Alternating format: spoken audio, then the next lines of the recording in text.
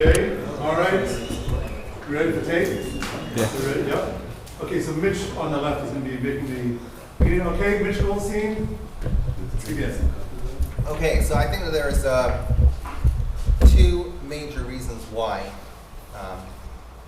metrics is important for an organization, but also for the individual.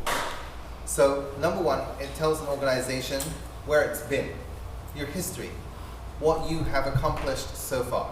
And it also speaks to the individual as well. Meaning oftentimes we look at metrics and we say, metrics is for someone else. Someone else wants to know what I'm doing. They want to get a bird's eye view of what I'm doing. How about we use metrics to our advantage? Wouldn't you as a Makarev want to know what you're achieving, where you're being successful, where you're not being successful, where you're focusing your energies, where you should focus your energies? Instead of looking at it as a way in which we are being viewed and looked at, how about we start to use this as a tool to make ourselves as individuals more successful? It also helps us to have goals. If you don't have a goal, you're not going anywhere. You're not going anywhere. Ask any person in business, any friend in business who's successful, they'll tell you they have to start with a goal. If you don't have a goal, you're going nowhere. Sorry? Okay.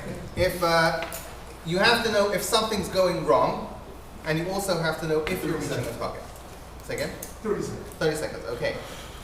It will drive strategy within yourself and your organization. It will provide focus, and it will also be fantastic PR for your donors, because the more money that you have, the more things that you can do.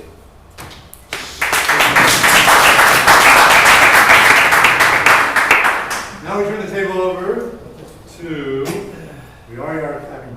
Okay, so want to discuss four different. It's on both. It's on both. Oh, okay. I want to discuss four different reasons why metrics could be detrimental to the trip process and in the career world in general. One is that if you have metrics very often force you to impose things on a student in an unnatural way and push the student in an unnatural way that could potentially be detrimental to their growth in the long run. You push them towards you're on a trip and you push them to go on the next trip. It could be they're not ready for that. It could be detrimental to them in the long haul. Another second point is that when you are busy with the numbers and you're busy with focusing on the metrics, it takes away from especially on a trip, it takes away from your energy as a whole. It takes away, you're trying to put all your kokos into the trip, to making it run well, to everything all the nuances that go into the trip. And the more you focus on the metrics and the numbers and looking ahead to the future, then you're not as focused on the here and now and what's going on in the day-to-day aspects of the trip.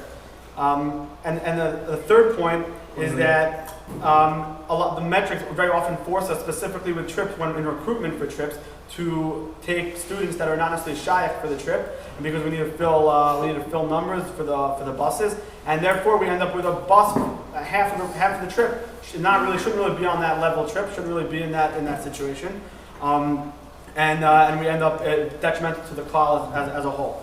And the fourth reason.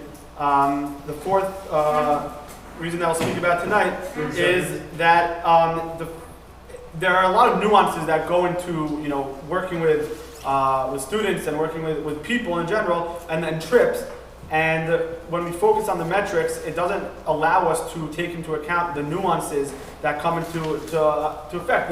This rabbi uses this trip differently than this rabbi. Some rabbis use it as a recruitment tool. For other trips, some people use it just as as a camaraderie to come back to campus and create a community. And every rabbi and every campus uses the trips in a different way, and specifically depending on the different clientele that you have, whether it be Sfardim, Ashkenazim, and different things like that. So it doesn't necessarily take into account those nuances. I want to have some rebuttals with Josh Winter and